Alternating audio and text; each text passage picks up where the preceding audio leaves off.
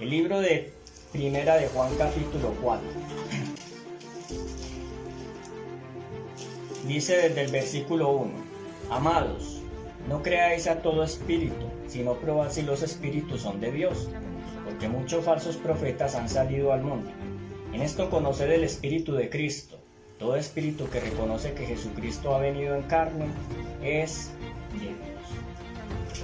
Todo espíritu que no reconoce a Jesús no es de Dios. Este es del anticristo, que habéis oído que ha de venir y que ahora ya está en él.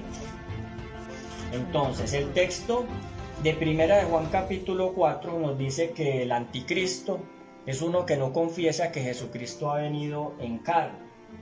¿Qué significa eso? Vamos entonces a mirar parte por parte qué significa entonces todo esto. Entonces, primero que todo, volvamos entonces, el vicario. Cuando ustedes escuchan el término el vicario de Cristo, significa el suplente de Cristo, o el que reemplaza a Cristo, o el que es sustituto de Cristo. Ahora, ¿por qué este título, por ejemplo, se le aplica o se lo aplica al papado? Porque eso es un título que ellos mismos se dan. Entonces vamos a mirar el libro de Daniel, y ese es precisamente, nos vamos a basar como continuación del tema pasado. Para los que estuvieron en el tema pasado, recuerden que estábamos hablando de las 8 pruebas para poder entender quién es, identificar el anticristo. 8 pruebas para identificar el anticristo. Entonces ya lo identificamos. Ustedes vieron que estas 4 grandes bestias, según Daniel 7:17, son ¿qué? 4 reyes que se levantarían en la tierra, ¿cierto? Eso fue lo que el Señor le mostró precisamente a Daniel. Pero también el ángel le mostró lo siguiente. El ángel le dijo que además de que esas 4 bestias iban a haber 4 grandes reinos que iban a aparecer en la tierra, también iba a haber algo muy especial en el 4.º reino. Y que ese 4.º reino que iba a aparecer iba a ser diferente de los 3 primeros. Entonces identificamos que las primeras 3 bestias sabemos que son Babilonia, Persia, Grecia, pero el 4.º que iba a ser diferente iba a ser ¿quién? Roma, ¿cierto? Roma imperial, la Roma de los Césares, fue diferente porque conquistó al mundo mediante alianzas. Y obviamente utilizó la fuerza, pero primero utilizó la persuasión, la alianza y el engaño y las lisonjas. Eso es lo que aparece en el libro de Daniel. La 4.ª bestia, le dijo el ángel a Daniel, Daniel 7:23, será un reino en la tierra, diferente de todos los reinos, y a toda la tierra devorará, trillará y despedazará. ¿Cierto? Entonces le siguió diciendo a él que después de Roma iban a aparecer ¿qué? 10 reinos. En Daniel 7:24 le explicó el ángel a Daniel que esos 10 cuernos que había en la 4.ª bestia eran ¿qué? 10 reyes que se levantarían y que tras ellos se levantaría otro. Es decir, que este poder al que nosotros identificamos en la Biblia como el anticristo aparecería en la historia después de la caída del Imperio Romano, cuando éste se dividiera en 10 reinos. Efectivamente, eso fue lo que sucedió. Roma cayó, se dividió en 10 reinos, y de esos reinos se levantó otro poder también diferente que la Biblia identifica como el cuerno pequeño. Entonces, de este cuerno pequeño se nos dicen 3 cosas, y esto es precisamente lo que queremos estudiar hoy. Vamos a ver las 3 formas en que podemos amar el engaño pensando que estamos creyendo la verdad. Vamos a ver también las tres formas en que una persona puede, por ejemplo, estar olvidando a Cristo pensando que lo está recordando. Eso es otro principio. Y vamos a ver las 3 formas en que se puede cambiar la fe, el amor y la justicia por la desesperación, por el engaño y por el egoísmo. Entonces, vamos a ver que esto nos va a tocar a todos, porque realmente todo lo que las profecías están mostrando es precisamente para que en nuestra vida entendamos realmente qué es lo que sucede con cada uno de nosotros. Entonces, eso es muy importante, hermanos. Entonces, ¿cuáles son las 3 formas en que este poder, el cuerno pequeño o el anticristo, de origen romano, que se formó tras la caída del Imperio Romano, que según Daniel capítulo 7, versículo 25, tenía que gobernar al mundo durante 1260 años, 3 años y medio. ¿En qué forma este poder llegó a controlar, a absorber y a dominar todo?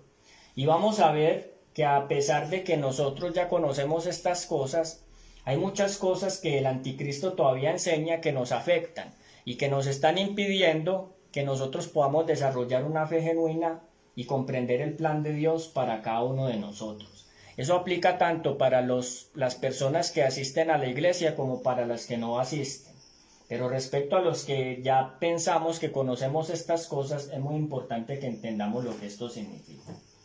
Entonces, vamos a mirarlo de la siguiente manera. Primero que todo, vamos a partir del hecho de que el anticristo, por ejemplo, es el vicario. Vamos a partir de eso. Entonces, vamos a mirar también cómo a través de esas tres formas el hombre ha aprendido a sustituir a Cristo, a buscarle un reemplazo. Pero vamos a ver qué significa también el hecho de que Jesús sea el sustituto del hombre. Entonces, ¿cuáles son las tres formas en que el papado precisamente apartó a la iglesia de Cristo? Daniel capítulo 7, 25, y hablará palabras contra el Altísimo, ¿cierto? Y a los santos del Altísimo quebrantará y pensará en cambiar los tiempos y la ley. Y estos serán entregados en su mano hasta tiempos y la mitad de un tiempo. Entonces es muy importante que nosotros entendamos esto. Pues primero, el vicario o el anticristo pensaría en cambiar ¿qué? Hablaría palabras contra el Altísimo. Significa que hablaría maravillas. Por ejemplo, lo podemos ver así en el libro de Daniel. Vamos al libro de Daniel, pero al capítulo 11, donde nos habla del cuerno pequeño, pero en la forma del rey del norte. Nos dice en el versículo 36.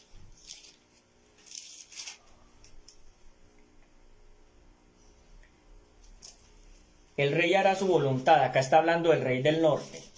Se ensoberbecerá y se exaltará sobre todo Dios. Hablará terribles ofensas contra el Dios de los dioses, y prosperará hasta que se complete la ira, porque aún para esto hay tiempo. Entonces es muy importante que nosotros entendamos esto. Acá está diciendo que él se ensoberbecería. En esta versión dice hablará terribles ofensas contra el Dios de los dioses. Hay otras versiones donde dice hablará maravillas, por ejemplo en la versión de 1960. Entonces, hablará en Daniel capítulo 7, el anticristo habla palabras contra el Altísimo. En Daniel capítulo 11 dice que hablará maravillas o terribles ofensas contra Dios o contra los dioses. Entonces, ¿cómo es que el vicario habla palabras contra el Altísimo? Miren que yo acá no estoy utilizando el término anticristo, sino vicario. ¿Por qué? El término vicario viene de lo siguiente. Significa sustituto. Entonces, el papado, en una de sus declaraciones, él dice que él es el vicario de Cristo, o sea, por decirlo así, el vicepresidente, el que lo sigue, el que lo reemplaza cuando él, por ejemplo, no está activo, porque eso es lo que hace un vicepresidente, reemplazar a un presidente o un vicegerente a un gerente cuando el gerente no está activo, cuando necesita una ayuda. Es decir, él declara que Cristo es un Cristo incapaz, que necesita precisamente de alguien al lado, un ser humano, que le ayude a dirigir la iglesia. ¿Cómo es que el papado ha hablado palabras contra el Altísimo? Entonces, de muchas maneras. Por ejemplo, al decir que él es el vicegerente de Dios. Ustedes saben, ya lo vimos la vez pasada, que él usa una triple corona, que significa que él era el rey del cielo, de la tierra y del infierno. Entonces, esas cosas dan a entender de que él tiene un poder que es muy superior. Pero entonces voy a repetir una de las declaraciones que él leyó o que él, por ejemplo, hizo escribir respecto de sí mismo. Dice lo siguiente. Esto está en la Enciclopedia Católica de Lucio Ferraris. Es una enciclopedia católica. Y cuando toma el artículo Papa, dice: el Papa es de tan grande dignidad y ensalzado, que no es un simple hombre, sino como si fuese Dios y el vicario de Dios. Entonces él se considera el representante de Cristo, pero a nivel Dios. O sea, él mismo considera que no es como solamente si fuese hombre, sino como si fuese Dios. O sea, que se está colocando a nivel Dios, por decirlo así. ¿Cierto? Eso es muy importante. Lo otro también es que este sistema como tal dice lo siguiente: solo el Papa merece ser llamado Santísimo porque únicamente él es el vicario de Cristo, manantial, fuente y plenitud de toda la santidad, monarca divino, emperador supremo, rey de reyes. Esos son los títulos del papado.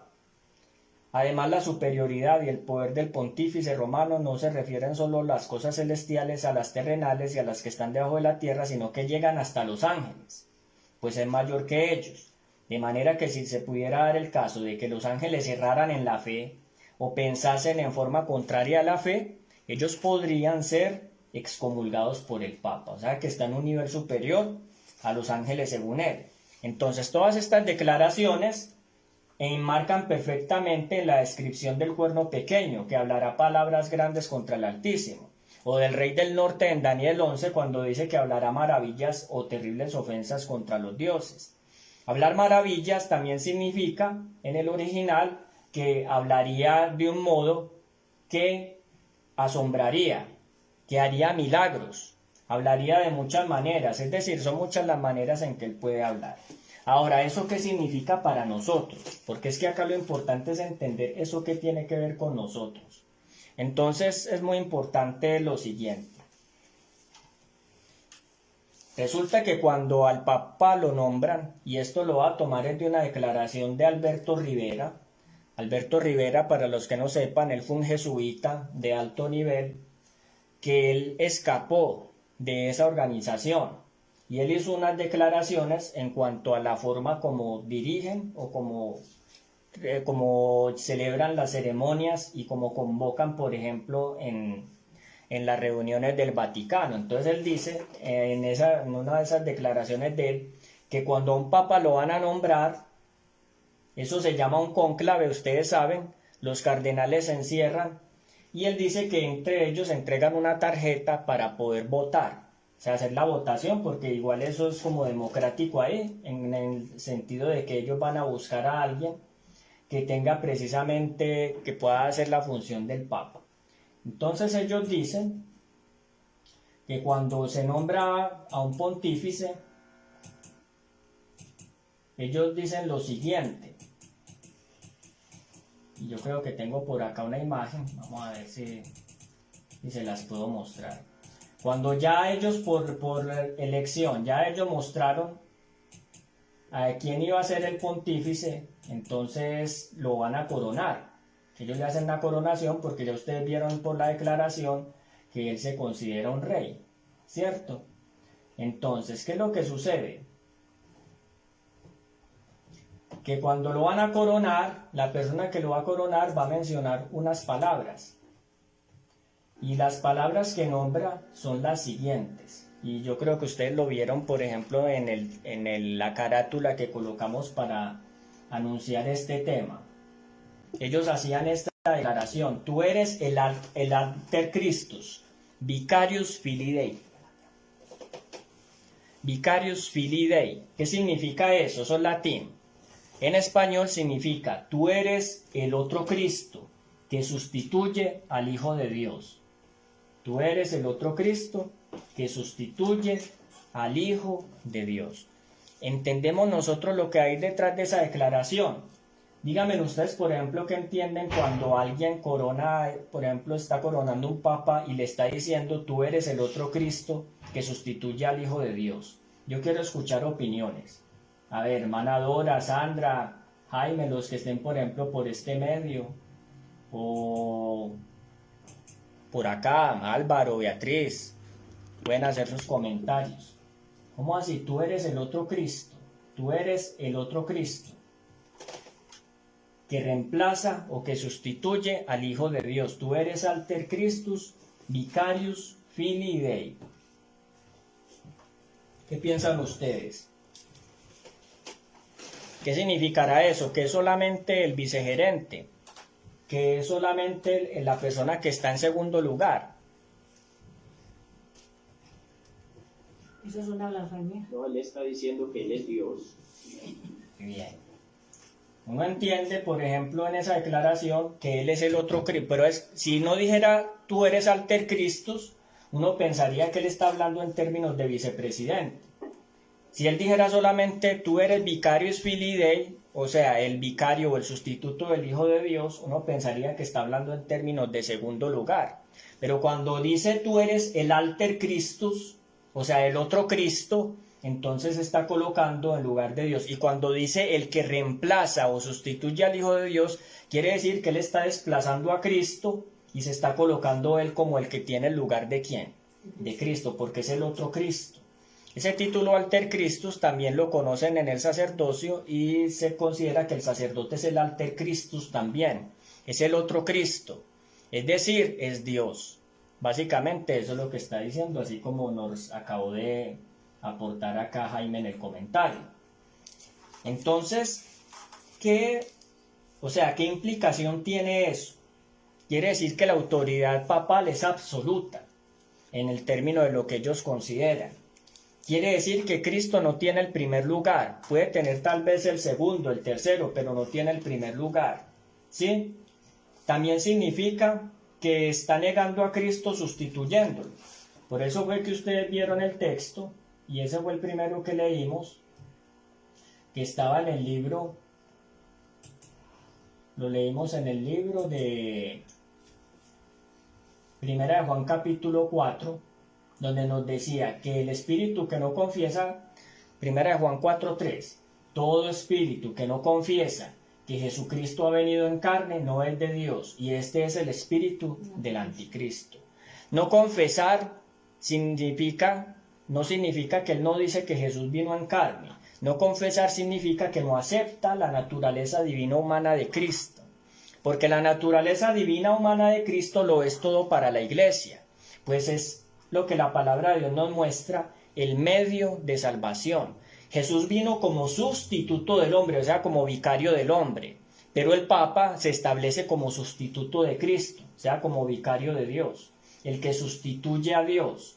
Mientras en el plan de Dios, el Cristo Jesús tenía que sustituir al hombre, recibiendo el castigo por la culpa, en el plan del enemigo, el papado sustituye al Hijo de Dios colocándose al lugar de Dios, eximiéndose de toda culpa, pero también culpando a los que no creen lo que él cree, que eso es lo otro que vamos a mirar. No sé si vamos bien hasta ahí. Ahora, ¿qué pasa cuando no le das a Jesús el primer lugar? Cuando Jesús tiene un sustituto en tu vida. ¿Qué pasa cuando yo considero que mi palabra es más importante que la palabra de Cristo? Porque es que no solamente el Papa lo ha hecho. En algún momento nosotros también hemos pasado por esa situación, donde en determinadas circunstancias nos vemos entre dos decisiones, o no entre dos decisiones, sino entre dos caminos. La una nos señala la obediencia a Dios, pero la otra nos señala la conveniencia propia. Pero cuando el camino nos señala la conveniencia propia, muchas veces hemos elegido el camino de la conveniencia propia.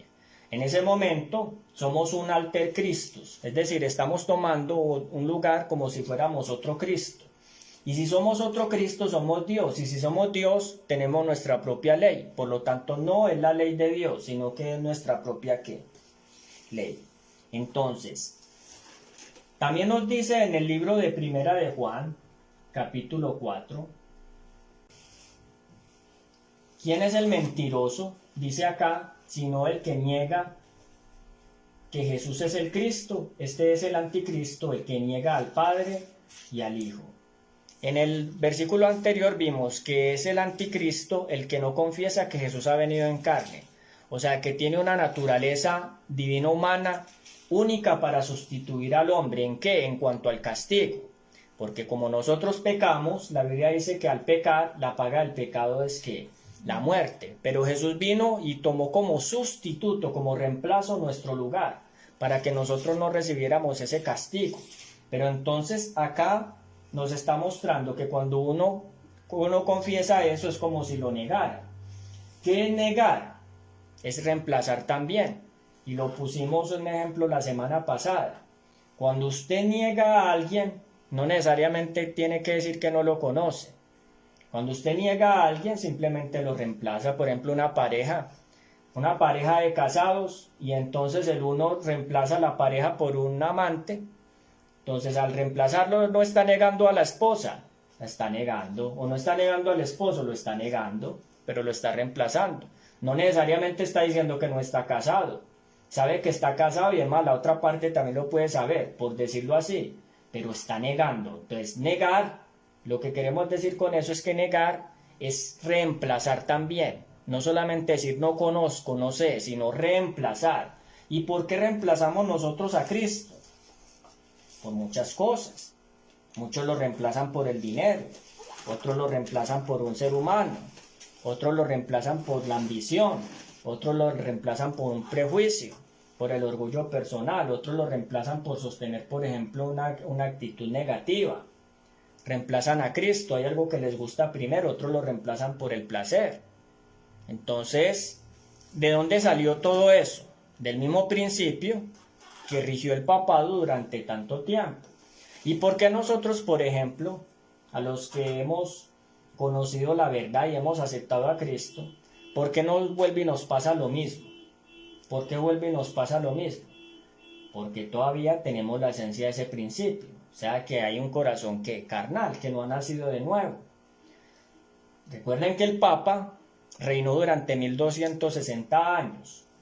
Durante esos 1260 años, él tomó el control de la educación mundial, porque las universidades más populares del mundo que existen hoy en día, casi todas fueron fundadas por jesuitas, ¿cierto? Por la iglesia. Entonces, ¿qué pasó?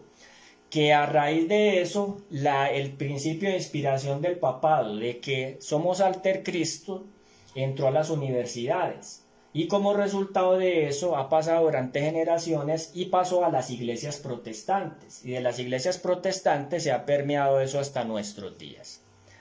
Antes de continuar, por acá hay una pregunta. Beatriz está hablando del anticristo. Padre es solo uno, ¿y por qué a los sacerdotes se les dice padres?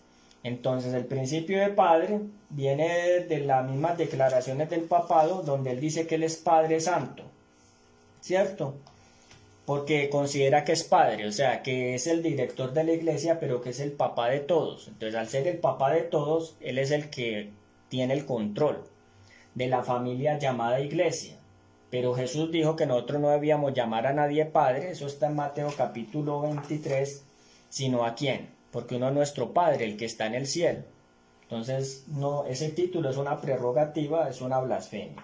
También entendimos que las blasfemias del cuerno pequeño, significan de que él iba a tomar el lugar de Dios, porque cuando Cristo dijo que él era hijo de Dios, lo leímos en Juan capítulo 10, la semana pasada, los judíos lo iban a apedrear, y cuando él les preguntó, ¿por qué me van a apedrear? Los judíos le dijeron, porque tú siendo hombre te hiciste Dios. Entonces, blasfemia en la Biblia es que un hombre se haga Dios o actúe como Dios. Blasfemia no es llegar y maldecir simplemente, es que yo insulté a Dios. No, blasfemar es ocupar el lugar de Dios. Es cuando Dios, por ejemplo, me muestra un deber claramente, pero yo quiero hacer otra cosa. Entonces eso es lo que se considera blasfemia. ¿Cómo vamos hasta ahí? O cuando uno quiere... Hay una opinión por acá. Cuando uno quiere manipular la conciencia de otra persona, se está convirtiendo en un anticristo, porque quiere que la otra persona actúe como uno quiere. Muy bien. Cuando nosotros entonces somos Cristos, alter Christus, y queremos hacer lo que queremos, entonces finalmente, cuando los demás no están de acuerdo con nuestra posición, entonces también queremos ¿qué? Controlar las ideas de los demás. Y eso es lo que nos va a llevar a la segunda forma en que el vicario aparta a la persona de Cristo. Y está en Daniel capítulo 7, versículo 25. La primera forma es hablando palabras contra el Altísimo. La segunda forma es a los santos del Altísimo quebrantará o perseguirá. No, sí, Alejandro, usted quería aportar algo, y es que cuando nosotros también nos atribuimos como el que podemos juzgar y señalar a alguien, también eso no aplica ahí. Correcto, pero viene en la segunda forma, en la de quebrantar, perseguir a los santos. Cuando nosotros tomamos la posición de que somos nosotros los que decimos o los que hacemos las cosas por encima de lo que Dios nos señala, entonces vamos a la segunda forma, que es perseguir a los santos, o sea, perseguir a aquellos que no piensan que, como nosotros, ¿sí? Entonces, eso es otro principio, eso es esencia del anticristo también, y es un principio bien interesante. Muchas gracias, Sandra, por tu aporte. Quebrantará a los santos del Altísimo.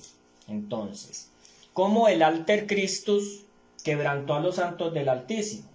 Nosotros sabemos por muchas declaraciones papales, por ejemplo, por bulas que salieron por ahí por el año 1200 después de Cristo, que varios papas, como por ejemplo el Papa Alejandro IV, Clemente IV y Nicolás IV, ordenaron el exterminio de todos aquellos que leyeran la Biblia o que predicaran el Evangelio en Europa. Entonces, ¿para qué se hacía eso? Porque la Biblia presenta al verdadero sustituto, al verdadero Cristo. Entonces, si Jesús aparece en su carácter, en su belleza, en su justicia, como Él lo mostró cuando vino a la tierra, como Él lo manifestó, entonces todo el poder del anticristo desaparece. ¿Por qué? Porque queda desenmascarado.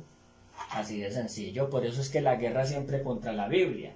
Porque la Biblia desenmascara estas tres formas en que precisamente este sistema, el cuerno pequeño, rey del norte, anticristo, como ustedes lo quieran llamar, iba a desarraigar la verdad, iba a ocultar la luz de la palabra de Dios, que es lo único que nos hace verdaderamente libres.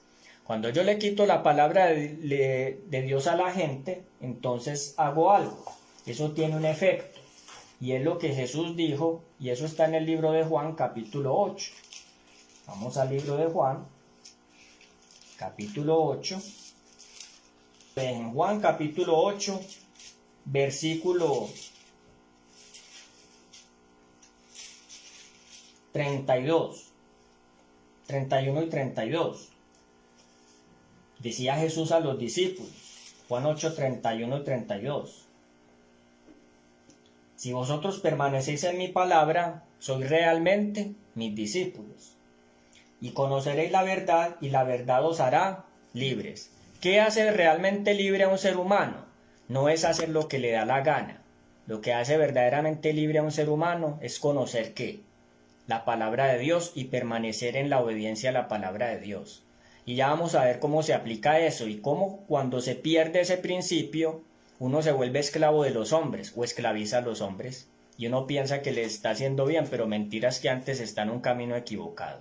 Es decir, solamente por el conocimiento de la palabra de Dios una persona puede llegar a ser libre. Entonces, ¿qué necesitaba el vicario para poder controlar a la gente?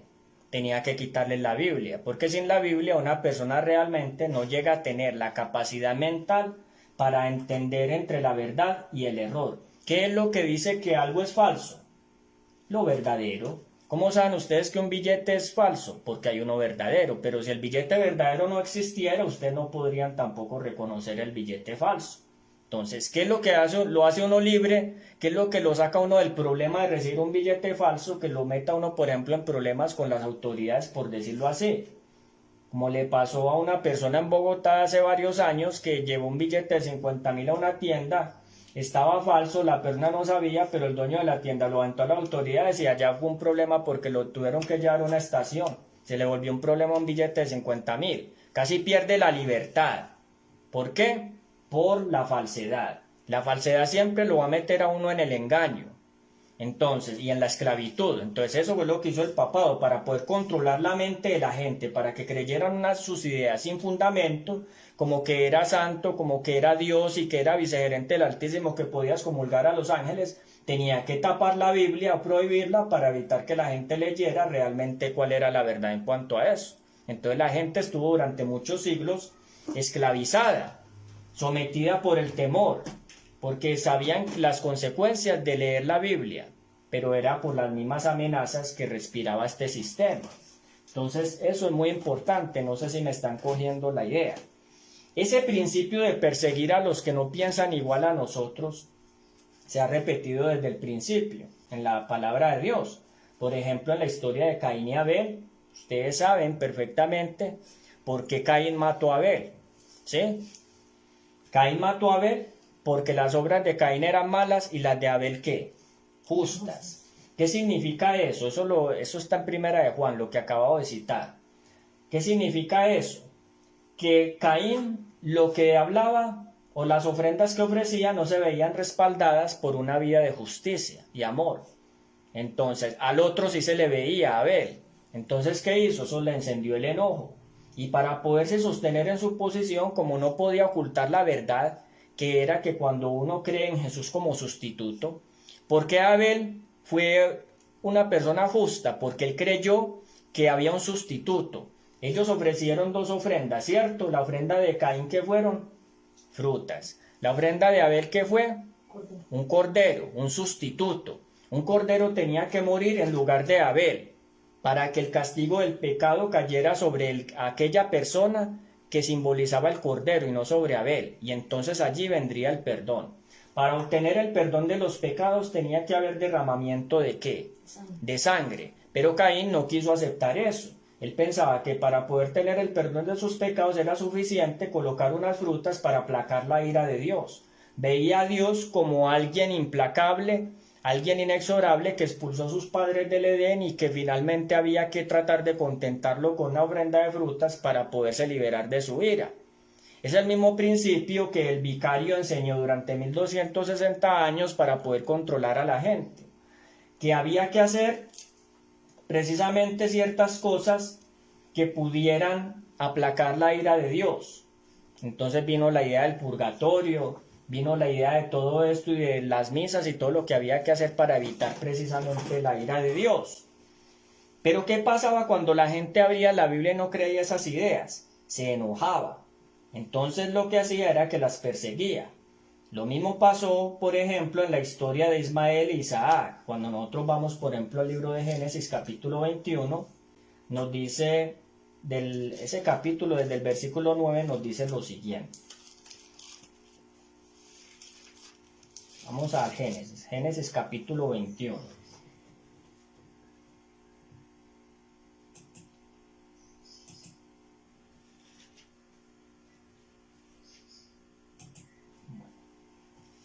Dice lo siguiente. Ustedes saben que la historia de Ismael, aunque no vamos a leer todo, ustedes saben que Ismael creció, dice en Génesis capítulo 21, Ismael era un hijo de Abraham, Isaac era el otro hijo. Ismael fue un hijo de Abraham por un error. ¿Por qué? Porque querían hacer cumplir la promesa de Dios, pero al tiempo y al modo en que Abraham pensaba, porque pensaba que si no tenía Ismael con la sierva, entonces nunca iba a tener hijos. Pero Dios le había prometido que él iba a tener un hijo de Sara, su esposa, su legítima esposa. Entonces, como no creyó esa promesa, nació Ismael primero. Pero luego Dios le cumplió la promesa ¿a quién? A Abraham. Y cuando ya los dos hijos crecieron, dice acá en el versículo 9, Sara, la esposa de Abraham, vio que el hijo de Agar la egipcia, o sea Ismael, que ella había dado a Abraham, se burlaba de su hijo Isaac. Por eso dijo Abraham, echa a esta sierva y a su siervo, que el hijo de esta sierva no ha de heredar con Isaac, mi hijo. Ahora le tocó decidir a Abraham. No podía tener a las dos mujeres ahí que estuvieran satisfechas, había un espíritu de discordia. No podía tener a los dos hijos juntos porque siempre había uno que iba a perseguir al otro, pero en este caso Ismael, el hijo del impulso, de la sabiduría humana, de las decisiones erradas humanas, estaba persiguiendo ¿a quién? Al otro. Entonces, según el apóstol Pablo, esto es un símbolo. Y vamos a mirar el símbolo para que ustedes, el significado, para que ustedes vean cómo se aplica con nosotros y con este sistema. Entonces, en el libro de Gálatas, en el Nuevo Testamento,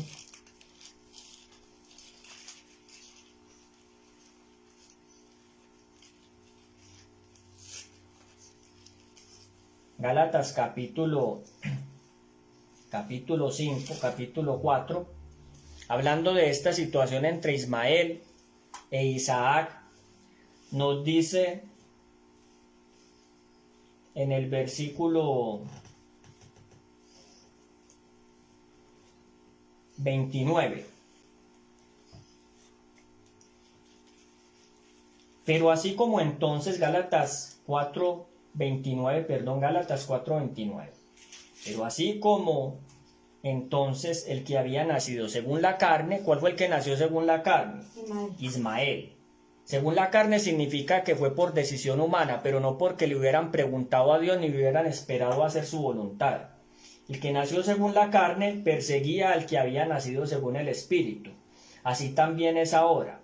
¿Quién es el que nació según el Espíritu? Isaac. Es decir, fue la persona que el Espíritu Santo había prometido que iba a nacer para cumplir el plan de Dios, como Dios lo deseaba hacer en su momento. Entonces fue así.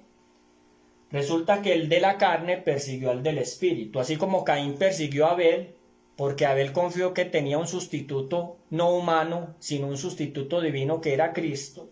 Eso llenó a Caín de rabia. Así Ismael se enardeció, se enojó contra Isaac, porque Isaac era el hijo de la promesa, porque cumplía la promesa de Dios, mientras él simplemente estaba procurando tener el primer lugar. Estaba buscando sustituir la promesa de Dios, sustituir la promesa, sustituir la palabra de Dios. Entonces, ¿cuál fue la decisión? Echa al hijo de la sierva, o sea, al de la carne. No podían vivir juntos. No podía una persona que quería según la carne controlar al otro, que vivía según la verdad. El que estaba en el error quería controlar al que estaba en la verdad. Quería hacerlo participar de su error. Entonces Dios hizo la separación entre los dos hijos. Entonces, asimismo, el vicario, el que se considera sustituto, el alter Christus, lo que hizo fue precisamente perseguir. ¿A quién? A los que creen en la promesa de Dios, a los que entienden, como lo sabía el apóstol Pablo y él lo explicó también, que la herencia es espiritual, que la verdadera familia es la familia de la fe, que somos hijos de Dios y hermanos cuando lo somos en el Espíritu de Dios. Y eso es muy importante, pero cuando las personas, los seres humanos, quieren seguir el principio de que no es Dios primero, no es Cristo primero, sino que soy yo el primero en mi vida, entonces termino persiguiendo a los que quieren poner a Cristo en primer lugar. Y eso siempre se va a ver, desde el principio de la historia hasta el final. Por eso ustedes ven que una situación que se vive mucho, por ejemplo, actualmente, especialmente en las iglesias, es que cuando unas personas quieren, por ejemplo, conocer a Cristo directamente, apreciar su ternura, su amor, conocerlo a través de su palabra, entender su ley, hay otros que ven que cuando eso no cuadra con sus propias ideas, ¿qué hacen? Los persiguen. Y cuando una organización religiosa determina qué es lo que hay que creer y qué no hay que creer, aquellas personas que son sinceras y quieren amar a Dios de corazón, ¿son qué? Perseguidas, son calumniadas y son tratadas como herejes. Así se les llamaba en la Edad Media. Ahora se les dice disidentes. Y no quiere decir con eso que todos los que son precisamente señalados, no es que todos estén haciendo o todos estén pensando correctamente, pero todos los que sean de la verdad van a ser tratados como ¿qué? Como disidentes o herejes. ¿Cierto? Entonces quebrantará a los santos del Altísimo. Eso lo hizo el papado durante 1260 años a través de la Inquisición. Mató millones de personas en Europa. En América también murieron muchas personas. Ustedes, por ejemplo, van a Cartagena, allá está el Palacio de la Inquisición y pueden ver todas las armas que se utilizaron contra todos los que querían pensar diferente. Y precisamente eso fue lo que quedó registrado en la historia. Una iglesia que pretendía ser cristiana, pero que sustituyó a la esencia de Cristo, su amor. ¿Por qué? Por la manipulación, por la coerción, por la amenaza, por el miedo. Jesús es amor, pero entonces la iglesia medieval enseñó no a confiar en Dios, sino a temerle, a vivir con temor. Temor de que Dios castigara a la persona echándola en el infierno, en el tormento eterno, o de que la iglesia lo castigara atormentándolo en una hoguera. Entonces, con ese temor vivió la gente durante muchos siglos. Pero cuando la palabra de Dios se abrió nuevamente al mundo, después de la Reforma Protestante, comenzaron los hombres a perder el miedo a ese sistema, porque se dieron cuenta de que estaban siendo engañados. O sea, eso muestra que conocer la verdad sí nos hace ¿qué? Libres. El sistema no se quedó quieto, trató de destruir a los que se levantaron, se derramó mucha sangre, Pero eso es lo que nos ha dado, amigos y hermanos, la libertad de poder estudiar la palabra de Dios hasta ahora. Se la debemos a ellos. A Dios primeramente y a esas personas que estuvieron dispuestas y menospreciaron incluso, como dice Apocalipsis, sus vidas hasta que la muerte por causa de la verdad. Por eso es que cuando se estudia este santo libro, hermanos, o sea, realmente la devoción, el fervor y la atención que uno debe poner cuando está estudiando debe ser de ese nivel, que uno cuando abra este libro se vuelva y se acuerde siempre, esto costó la sangre de los mártires, esto costó muchas vidas para que yo lo pudiera tener acá. Y así miremos la palabra de Dios con respeto y no con indiferencia, porque es que lamentablemente la miramos con indiferencia como si fuera un libro cualquiera, pero este libro fue sellado con sangre, porque no es un libro cualquiera, y si hubiera sido un libro cualquiera, tanta sangre no se hubiera derramado por causa de este santo libro. Entonces es un principio importante.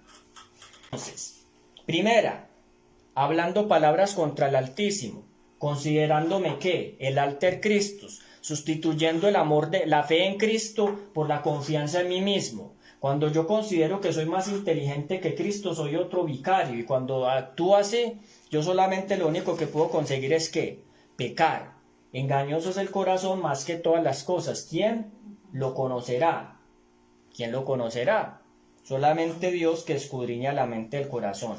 Y cuando nosotros tenemos ese espíritu de autosuficiencia, donde tenemos que recurrir al hombre para nuestra salvación, porque lo consideramos el sustituto de Cristo, llámese sacerdote, llámese papa, llámese pastor, o llámese persona erudita, o el que estudia la Biblia, y confiamos nosotros en un ser humano porque pensamos que sabe más, que entiende más, o que tiene más cercanía con Dios, aparentemente, entonces estamos defraudando, negando ¿a quién?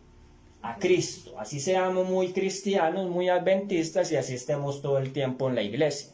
¿Ve? Estamos negando a Cristo. Pero ¿qué pasa cuando uno niega a Cristo? Jesús lo dijo: el que me negare delante de los hombres, yo le negaré delante de mi Padre que está en los cielos. Pero el que me confiesa delante de los hombres, yo le confesaré delante de mi Padre que está en los cielos. Entonces, hermanos, no sustituyamos la fe.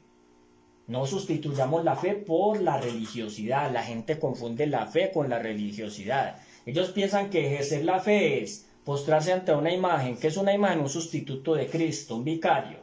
Piensan que ejercen la fe cuando, por ejemplo, están cantando, cuando están orando, o cuando están en un sermón, o en una misa, o en todo esto.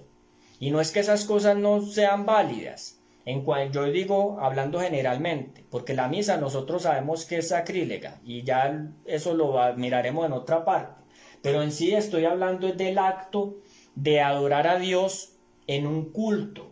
Entonces nosotros vamos con esa disposición, pero no de adorar a Dios, sino que reemplazamos a Dios por una figura, que es o un pastor, o un sacerdote, o un erudito, o sencillamente no nos importa nada de eso, sino simplemente lo que a nosotros nos conviene hacer en la vida.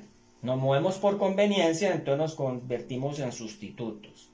Pero ¿qué pasa cuando uno se convierte en sustituto de Cristo? Entonces comienza a juzgar a los demás, así como el papado persiguió a los santos del Altísimo, comienza a perseguir a los que son espirituales realmente, comienza a señalarlos, termina calumniándolos, y finalmente, como Judas, los termina uno entregando a las autoridades. Pasó y va a ocurrir, y ustedes saben que va a suceder así porque la palabra del Señor lo señaló. Está ocurriendo también. Muy bien. La última parte, ya para que cerremos entonces, es la tercera forma en que el vicario aparta a la mente a la persona de Cristo, y es pensando en cambiar los tiempos y la ley. ¿Qué pasa cuando el papado intentó cambiar la ley? ¿Y cómo lo hizo? Entonces lo hizo de tres formas. Una, tomó los 10 mandamientos y cambió el sábado por el domingo, en la época de Constantino, ¿cierto? Sustituyó el sábado por el domingo, sustituyó.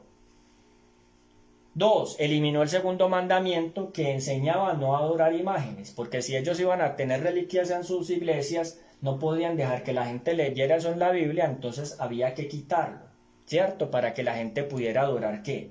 Imágenes, para que pudieran permanecer en la idolatría. Por eso es que la Biblia llama a este sistema el hombre de pecado, porque enseña a la gente a pecar, pero con un manto de religiosidad.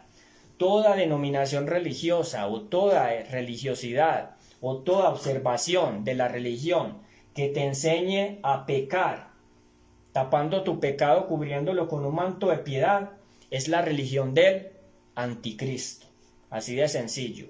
Y toda religión que practica eso lo aprendió durante esos 1260 años que el papado le enseñó este principio al mundo desde los colegios, las universidades. Eso es muy importante. Entonces, cambió el sábado por el domingo, eliminó el segundo mandamiento y vivió el último mandamiento. Pero ¿qué dice Jesús respecto a ese cambio? ¿Qué pasa cuando nosotros hacemos ese cambio o cuando el papado hace ese cambio en la ley de Dios? Tiene que sustituirlo por algo que parezca, que crea piedad, que produce piedad y que es agradable delante de Dios. Entonces vamos a leer el libro de Mateo, Mateo 5:17. Yo no he venido para abrogar ¿qué? La ley. ¿Cierto? No para cumplir. Jesús no vino para abrogar la ley, sino para cumplirla. Porque ni una jota ni una tilde pasarán de la ley, ¿cierto? Sin que todo se cumpla, mientras exista cielo y tierra. Entonces acá hay un principio bien interesante. Jesús no vino a cambiar la ley, pero el papado, el cuerno pequeño, el rey del norte, pensarían en cambiar ¿qué? Los tiempos y la ley. Esa palabra cambiar que se utiliza en Daniel 7:25 también en hebreo se dice alterar. Es decir, significa que no necesitas cambiar toda la ley, sino modificar una parte. Porque el enemigo sabe que cuando uno viola un mandamiento se hace culpable ¿de qué? De todos. Porque el que dijo no matarás también dijo no cometerás adulterio y honra a tu padre y a tu madre. Entonces, el que viola un principio de la ley lo viola todo. Entonces el papado no necesitó crear una ley nueva, sino quitarle 2 puntos vitales a la ley establecida por el Dios del cielo. ¿Cierto? Y luego las iglesias protestantes copiaron este modelo.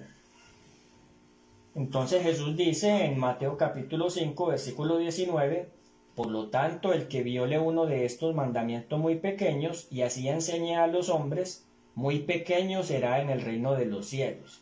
Pero el que los cumpla y los enseñe, este será grande en el reino de los cielos. Mientras el papado se exaltó a sí mismo, rompiendo con la ley de Dios, todo aquel que obedece la ley de Dios es quien llega realmente a ser ¿qué? Grande, según la palabra de Dios. Pero ¿qué pasa cuando yo quebranto la ley de Dios, cuando la altero en un punto 2 como lo hizo el papado? Dice el versículo 20, porque os digo que si vuestra justicia no es mayor que la de los escribas y los fariseos, no entraréis en el reino de los cielos. Entonces quiere decir que este sistema te enseña a confiar en una justicia, pero es una justicia farisaica. ¿Por qué? Porque te hace pensar que no importa que violes 2 mandamientos de la ley de Dios o uno. A él no le importa eso, a él le importa es que lo hagas, pero que tengas una apariencia de justicia, que dé apariencia de justicia. Entonces, ¿qué es lo que hizo este sistema? Creó las penitencias, las indulgencias, ¿cierto? Creó los sacramentos. Porque si yo cumplo con los sacramentos, entonces voy al cielo. Si yo peco y compro indulgencias, entonces se me quitan muchos años de tormento en el purgatorio. Pero si yo hago penitencia cada vez que peco, si yo peco pero voy al confesionario y hago penitencia, entonces al hacer penitencia mis pecados son ¿qué? Perdonados. O sea, Dios me perdona porque hago cosas religiosas, porque hago cosas que pienso que a Dios le parece que pueden ser buenas y que van a aplacar su ira, pero que me van también a poner en una posición favorable delante de Él. Pero ¿qué pasa cuando yo hago eso? Que el corazón no cambia. Porque si yo, por ejemplo, codicio, y si yo codicio y cometo el pecado, y luego voy y pido perdón, la penitencia me va a decir a mí que ya estoy perdonado, pero el corazón me va a seguir pidiendo que satisfaga ¿qué? La codicia. Porque eso es que un sacerdote humano nunca puede limpiar la conciencia de una persona y no tiene esa atribución. Dios no le dio esa prerrogativa de perdonar ¿qué? Pecados. Eso no es una facultad de los seres humanos, porque el pecado no es solamente que usted deje de hacer cosas malas. Dejar de hacer el pecado, el perdón, significa de que el pecado sea eliminado de tu mente, de tu corazón. La concupiscencia, lo que es el deseo, que es lo que lo lleva a uno ¿qué? A pecar, a caer en la tentación. Entonces, cuando yo cambio la ley de Dios, como lo hizo el papado, entonces dejo a un lado ¿qué? La justicia. Es sustituir la justicia. Eso es lo que pasa. Entonces, ¿qué pasa cómo son las tres maneras ya para que vamos concluyendo en que el vicario aparta a la persona de Cristo? Primero, se establece él como santo, como que tiene la verdad, como que es infalible. Se tomó el título de Alter Christus, Vicarius Filii Dei, el otro Cristo que sustituye o que reemplaza al Hijo de Dios, y comenzó a hablar grandes palabras, atribuirse prerrogativas que solo le corresponden ¿a quién? A Dios. Entonces, cuando el Papa hizo eso, le hizo creer a los hombres que uno como hombre puede llegar a ser ¿qué? Como Dios. O sea, repitió la misma mentira que le dijo que le dijo la serpiente a Eva en el Edén. ¿Y seréis qué? No moriréis, sino que seréis ¿qué? Como dioses, sabiendo el bien y el mal. Y no moriréis, porque sencillamente te vas a salvar. Así peques, no importa lo que hagas, igual Dios es misericordioso y te va a salvar. Pero te va a salvar no por la misericordia de Dios, sino por la misericordia del sacerdote que desde el confesionario te absuelva del pecado, y si cumples con la penitencia, entonces igual vas a entrar al cielo. Por eso la Biblia lo llama el hijo de perdición, porque sencillamente te hace creer que te va a salvar, pero mentiras que te está llevando ¿a dónde? Es al infierno. O sea, está haciendo todo lo contrario. Y miren, hacia allá van millones de personas. Y no solamente porque crean que, por ejemplo, siguiendo al que ellos llaman Santo Padre, van a ser perdonados, sino finalmente porque Cristo se revela a cada persona a través del Evangelio, y ese sustituir a Cristo, así yo no sea religioso, así yo no vaya a la iglesia católica, pero cuando yo sustituyo a Cristo por mi trabajo, por mi dinero, por mis placeres, por lo que a mí me gusta, por mis ideas personales, cuando yo me cierro en todo eso, entonces estoy rechazando ¿a quién? A Cristo. Pero el que no cree en el Hijo de Dios no puede tener vida eterna. La vida eterna es para el que cree en Él. ¿Y cómo me salva Jesús? Él vino como hombre, pero también como Dios. Pero como hombre, Él participó de todo lo que a nosotros nos toca pasar, ¿cierto? Por eso la Biblia dice en el libro de Hebreos, capítulo 2, versículo 14, Hebreos capítulo 2, versículo 10, 17 y 18, por esto debía ser en todo semejante a sus hermanos, para venir a ser compasivo y fiel sumo sacerdote ante Dios, para expiar los pecados del pueblo. ¿Sí? Entonces, ¿por qué Jesús es nuestro sumo sacerdote? Porque fue hombre como nosotros, pero también es Dios. Entonces, como Dios, Él podía soportar precisamente o llevar el pecado de toda la humanidad. Si Él hubiera sido solamente un hombre, Él no habría podido llevar el pecado de toda la humanidad. Él no hubiera podido pagar por eso. Ustedes se imaginan donde a mí como hombre me coloquen el pecado de todo el mundo. Ustedes se imaginan que a mí me lleven a un juicio por haber cometido un delito, pero que en ese juicio a mí no me inculpe no solamente el delito de un hombre, sino el de todo el mundo. ¿Ustedes cómo se imaginan que es la pena y la sentencia para alguien así? Un hombre nunca soportaría eso y se rebelaría contra eso y no haría haría todo lo posible porque a él no se le imputen ¿qué? Todos los pecados del mundo. Pero Jesús vino como hombre, pero como Él es Dios, Él tenía toda la facultad para poder recibir el pecado de todo el mundo. Si Él hubiera sido solamente hombre, no lo hubiera podido hacer. Entonces, cuando el papado enseña que Jesucristo vino y venció solamente, pero de una forma figurativa, finalmente Jesús no te puede perdonar, sino que te tienes que ser perdonado a través del confesionario, entonces Jesús pierde su poder, le quita su eficacia.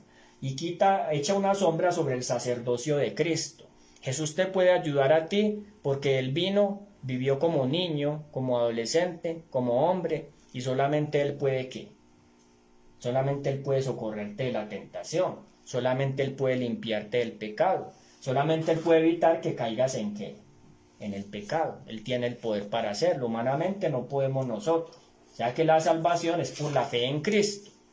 Y cuando yo sustituyo a Cristo por un mediador humano, entonces estoy sustituyendo la fe.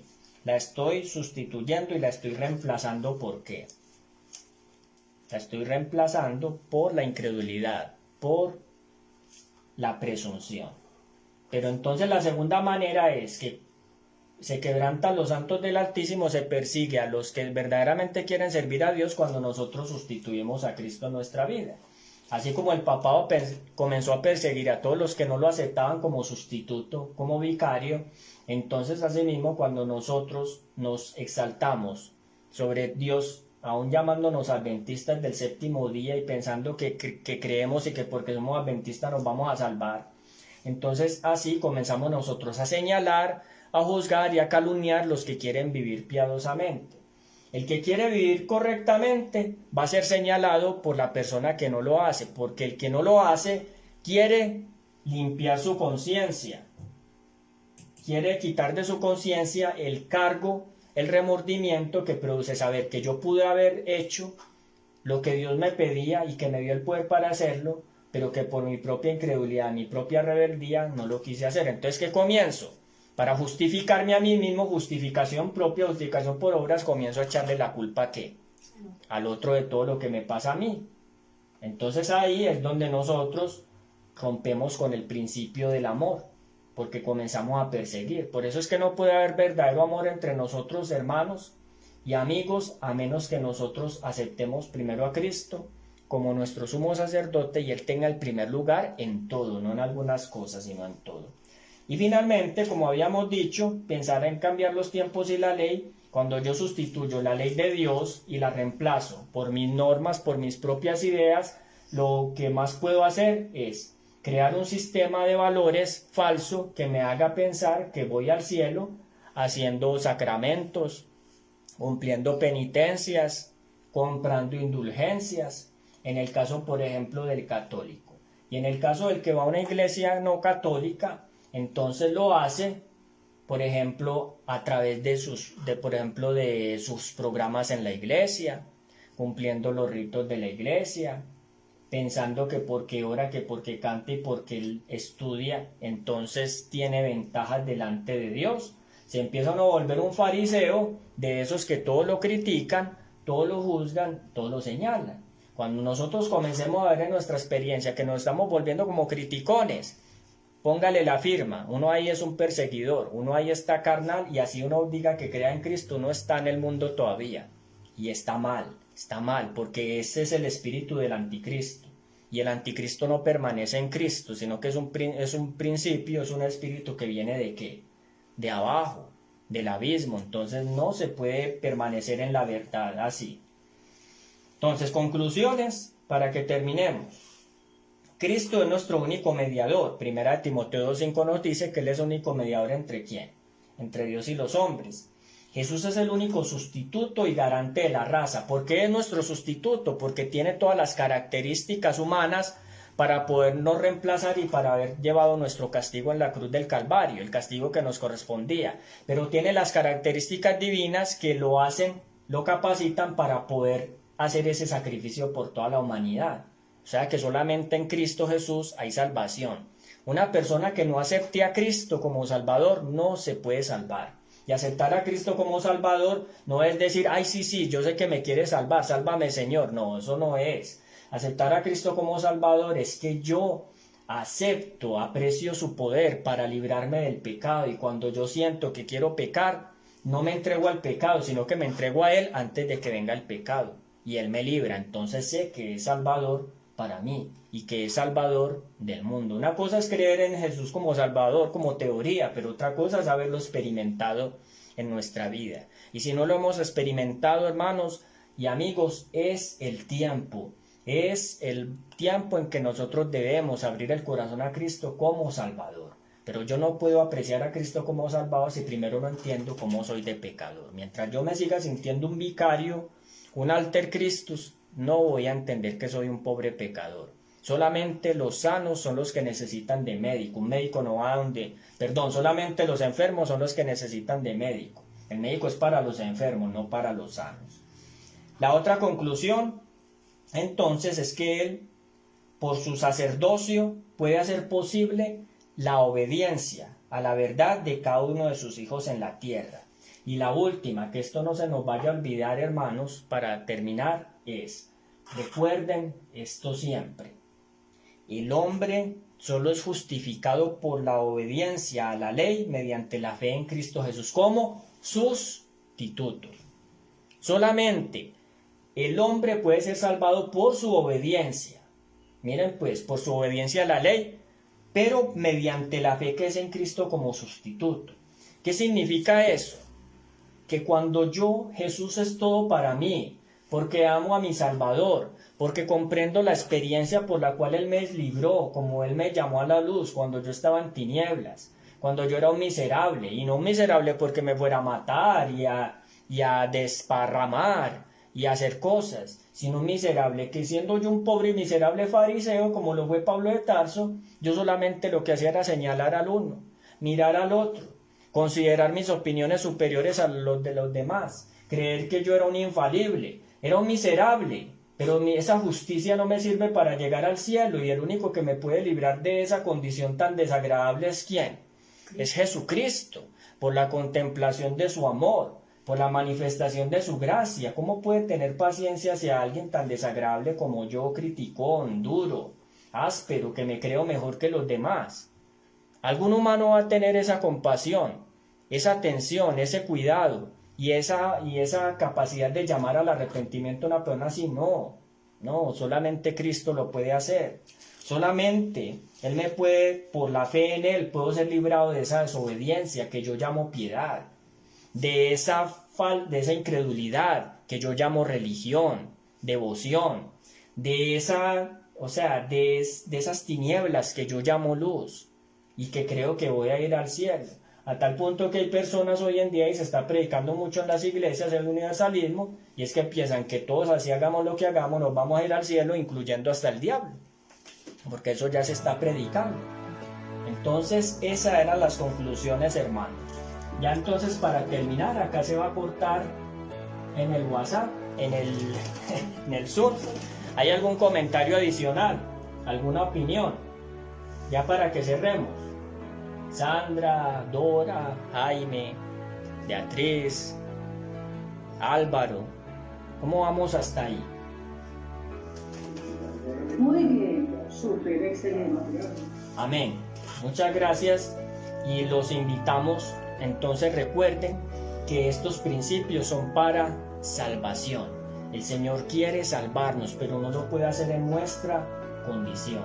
Primero tenemos que ir a Él por la fe, confiar en su palabra, en sus promesas, y mediante la fe llegar a ser obedientes a su ley. Pero no puede ser mientras haya un sustituto humano, mientras siempre haya algo que nos distraiga, un televisor, una película, una novela, un amigo, el dinero, el trabajo.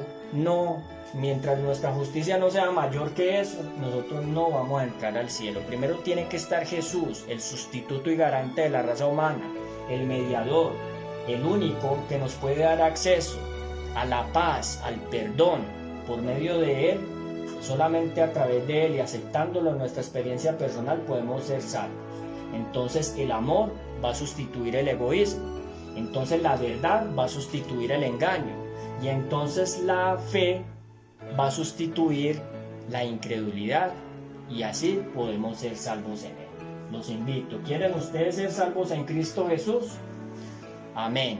Yo también lo deseo. Y la invitación es para todas las personas que no solamente están reunidas acá, sino que a través del Facebook van a ser alcanzadas, y a través de todas estas redes. La invitación es para ustedes hoy. Hoy es el día de salvación. Acércate a Cristo Jesús. Deja de buscar sustitutos humanos. Ni siquiera yo que estoy enseñando acá puedo ser reemplazo para nadie. Cada uno se va a salvar o se va a perder por su propia decisión.